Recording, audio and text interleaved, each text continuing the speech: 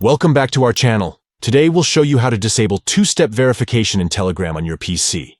By following these simple steps, you can customize your account security settings.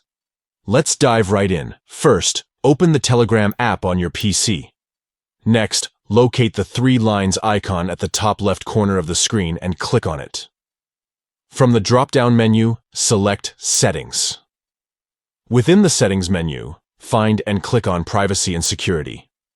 Scroll down until you see the option for two-step verification. Click on it. Now, you'll be prompted to enter your password. Type in your password and click on Submit. To disable the cloud password, click on Disable Cloud Password. Lastly, you'll be asked to confirm your decision. Click on Disable to confirm. And there you have it.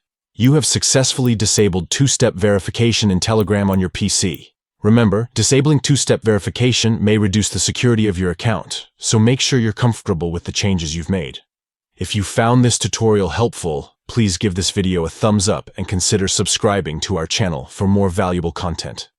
Thank you for watching, and we'll catch you in the next video.